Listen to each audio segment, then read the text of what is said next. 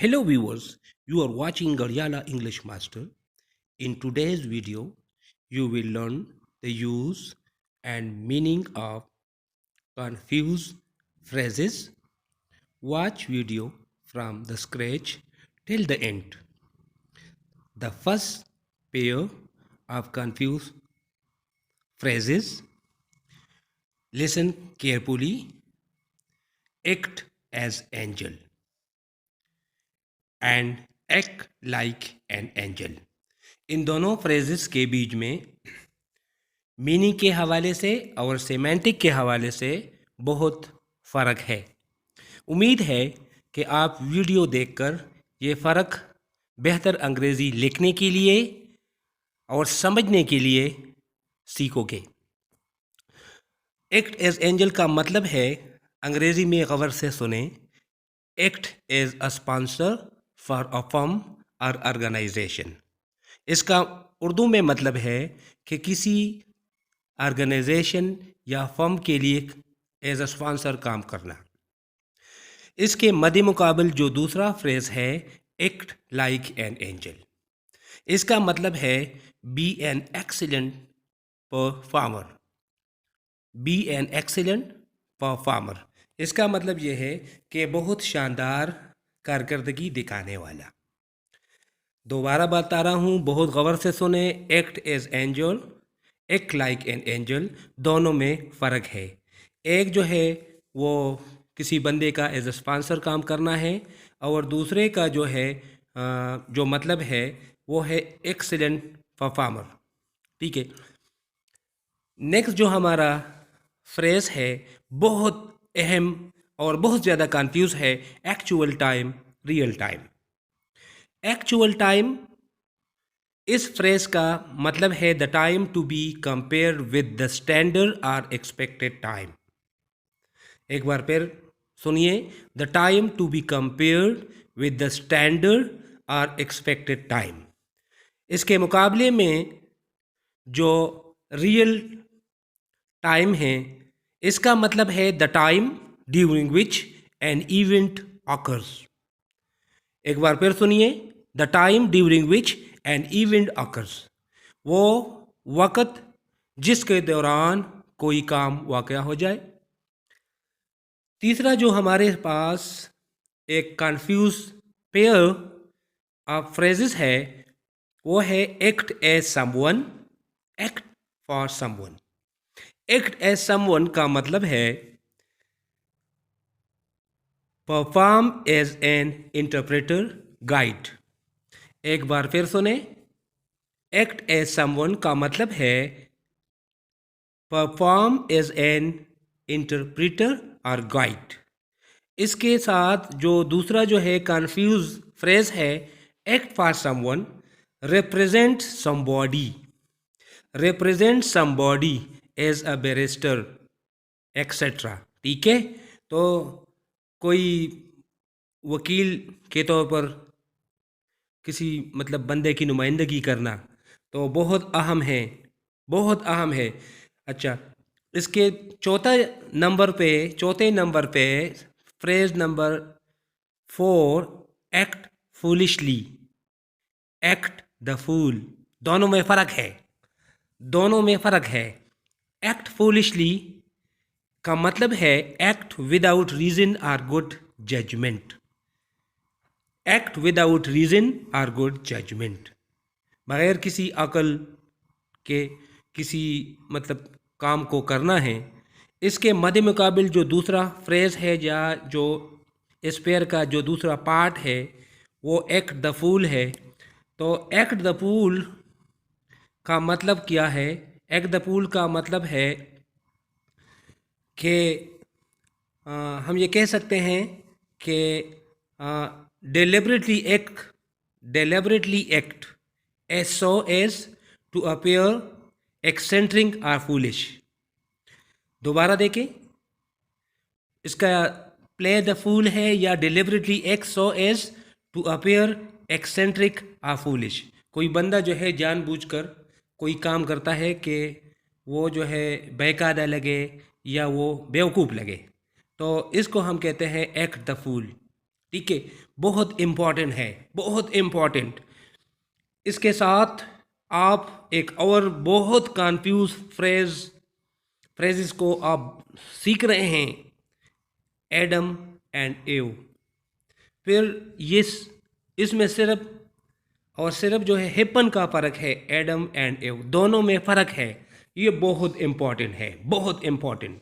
अगर आप स्कॉलरली अंग्रेजी सीखना चाहते हैं तो इस वीडियो को ज़्यादा से ज़्यादा जो है ना गौर से देखें और सीखें और अपनी अंग्रेज़ी में निखार पैदा करें लिखते वक्त, और जब आप सुनते हैं, ठीक है, तो बहुत फ़ायदा होगा। तो एडम एंड एव जिसमें आपके पास हैपन नहीं है, तो इसका मतलब है said of main and women in general. जब हम इंसान या मर्द हो या औरत उनके बारे में बोलते हैं तो हम कहते हैं एडम एंड एव। और इसके साथ जो दूसरा हमारा पेयर है, यानी इसका जो पार्ट है, एडम हेपन फिर एंड फिर happen, a north American orchid. A woman will carry a piece of Adam and Eve root in the little bag round her. ये उसका सेंटेंस है। तो आप देखें कि बहुत खूबसूरत सेंटेंस है। और इंशाल्लाह जब आप वीडियो को गौर से देखोगे तो अंग्रेज़ी जो है आप के लिए सीखना आसान हो जाएगी। Act of God, action of God, बहुत खूबसूरत, बहुत खूबसूरत। Act of God, action of God. बज़ाहिर तो कोई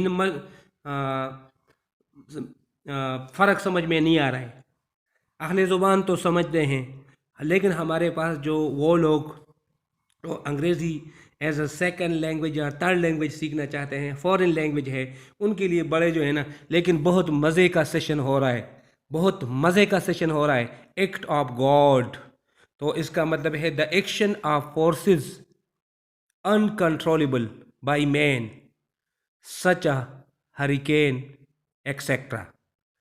एक्ट ऑफ गॉड, जो आपके कंट्रोल में न हो, एक ऐसी कोई बात हो तो हम कहते हैं, बहुत तूफान हो या कुछ भी हो तो हम कहते हैं एक्ट ऑफ गॉड। इसके मुकाबले में एक्शन ऑफ गॉड, तो एक्शन ऑफ गॉड जो है इसका मतलब है क्रिएशन, तो हम कहते हैं आल्सो वर्क ऑफ गॉड, तो इसका मतलब ये है वर्क ऑफ गॉड। ठीक है, तो act of God, work of God, तो ये आपस में थोड़े बहुत जो है ना मिलते जुलते हैं। एक्शन ऑफ गॉड से हम जो है वर्क ऑफ गॉड भी लेते हैं, तो हम कह सकते हैं कि एक्ट ऑफ गॉड है। ठीक है, creation is the origin of the totality of the universe by the action of God. तो ये बहुत ज़बरदस्त फ्रेज़ जो फेयर सामने आए हैं, बहुत कंफ्यूज हैं, लेकिन इस वीडियो को देखने के बाद जो है इंशाअल्लाह ताला ये आपके लिए आसान हो जाएंगे। तो नेक्स्ट आप गौर से देखें, गौर से आप देखें, act one's age, show one's age, ये पेयर है और इसमें हम आपको फ़र्क समझा रहे हैं, पढ़ा रहे हैं कि क्या फ़र्क है। Act one's age, show one's age. Act one's age का मतलब है behave in a manner appropriate to one's age. एक बार फिर सुने, act one's age, behave in a manner appropriate to one's age. इसका मतलब ये है कि कोई भी बंदा काम करे अपने उम्र को देखते हुए अगर काम करता है, हम कहते हैं एक्ट वंस एज है। फिर शो वंस एज का क्या मतलब है? शो वंस एज का मतलब है, शो वंस एज का मतलब ये है कि show science of being old, show science of being old, बहुत इम्पॉर्टेंट है। ठीक है, अब नेक्स्ट जो पेयर है जो हम आपको समझा रहे हैं, पढ़ा रहे हैं, वो है adapted for something, adapted for something. और इसके मद्दे मुकाबिल जो एक और कंफ्यूज फ्रेज है, एडाप्टेड टू समथिंग।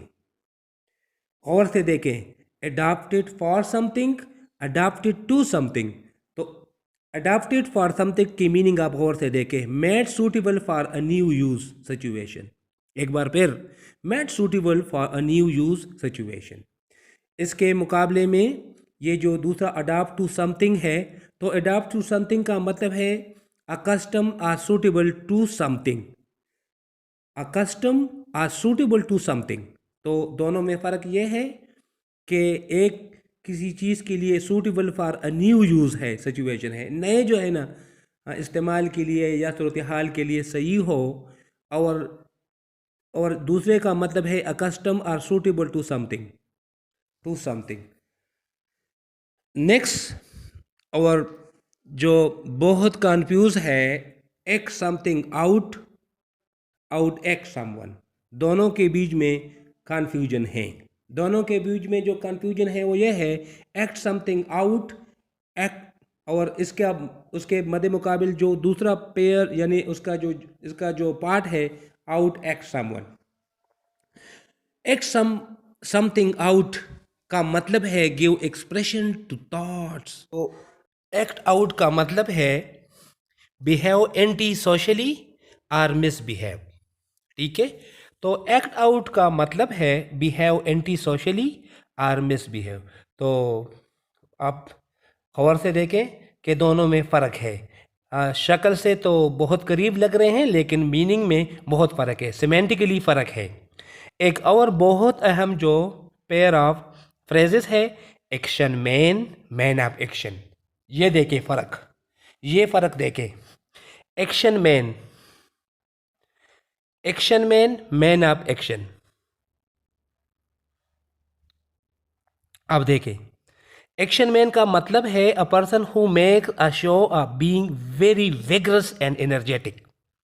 वो एक्शन मैन कहलाता है कि अपने आप को बहुत जो है ना ताकतवर जो है ना और एनर्जेटिक जो है ना शो करता है, इस वो एक्शन मैन है। Action man, man of action, man of action से मुराद है somebody who does thing and is not content to just meditate or talk। इसको कहते हैं man of action, somebody who does thing and is not content to just meditate or talk। तो वो आदमी जो कुछ करना चाहता है और बात करने से या जो है सिर्फ जो है ना बोलने से जो है ना उसको तस्कीन नहीं होती, उसको सुकून नहीं होता, वो बस कुछ करना चाहता है, तो ऐसे लोगों को जो है मैन ऑफ एक्शन यानी इस किस्म के आदमी को हम मैन ऑफ एक्शन कहते हैं। तो बहुत खूबसूरत, बहुत खूबसूरत। ठीक है, यहाँ देखें एक और फ्रेज़, बहुत अच्छा फ्रेज़ है, Adam and Eve on a log, Adam and Eve on a raft. दोनों में फ़र्क देखें, Adam and Eve on a log, Adam and Eve on a raft. Adam and Eve on log, इसका मतलब है to poach eggs with link sausage. ठीक है, तो आप देखें दोबारा, ये यूएस डिनर की तरफ चला जाता है, to poach eggs with link sausage। Thanks for watching this video. Hope you will learn English from the video. You will like, comment and subscribe, and also share